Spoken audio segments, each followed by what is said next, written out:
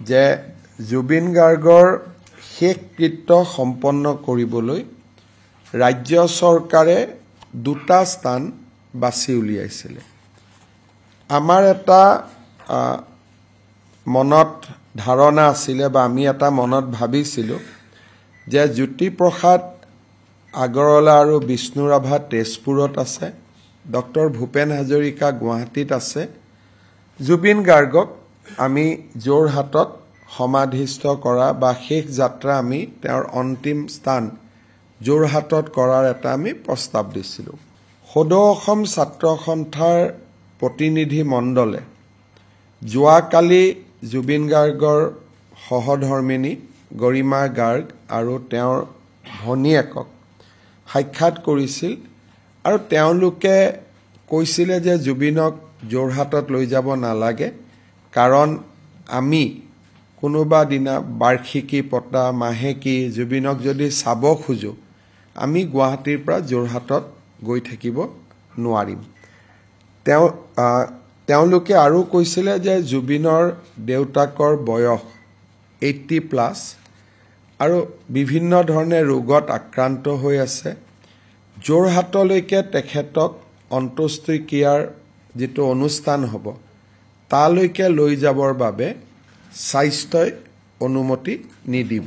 তথাপিতো যোৱাকালিও আমাৰ মন্ত্ৰী ৰণোজ পেগু ডাঙৰীয়া আৰু বিমল বৰা ডাঙৰীয়া এই বিষয়ে আলোচনা কৰিবলৈ জুবিন গাৰ্গৰ পৰিয়ালৰ ওচৰত গৈছিলে আৰু তেওঁলোকে তেওঁলোকৰ ব্যক্তিগত অসুবিধাৰ কথা আমাক জনাইছিলে আৰু ৰাজ্য চৰকাৰক তেওঁলোকে গুৱাহাটীৰ আশে-পাশে এটা স্থানত জুবিনৰ অন্তিম যাত্ৰা বা অন্তিম সংস্কাৰ কৰিবলৈ আহ্বান জনাইছিলে।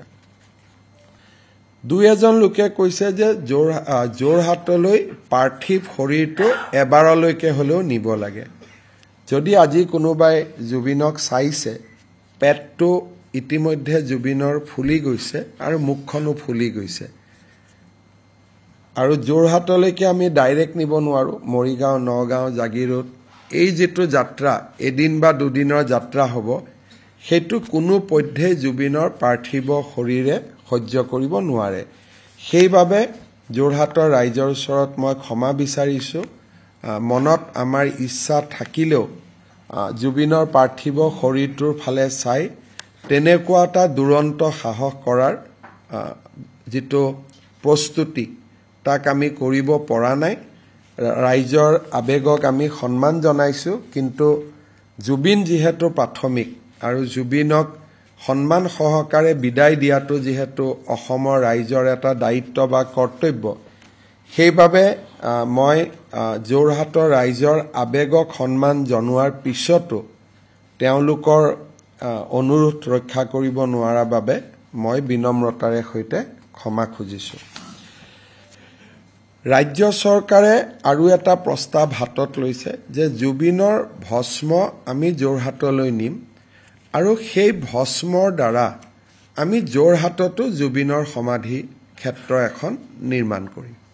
গতিকে মই ভাবোঁ যে ইয়ে যোৰহাটৰ ৰাইজৰ যি অনুভূতি সেই অনুভূতিক কিছু পৰিমাণে হ'লেও সন্মান জনোৱা হ'ব। আপুনি বিচৰা বাতৰি পাব কেৱল নিউজ 18 এপত। নিউজ 18 এপ ডাউনলোড কৰিবলৈ স্কেন কৰক এই QR কোড। গুগল প্লে ষ্টৰতো পাব এই নিউজ 18 এপ।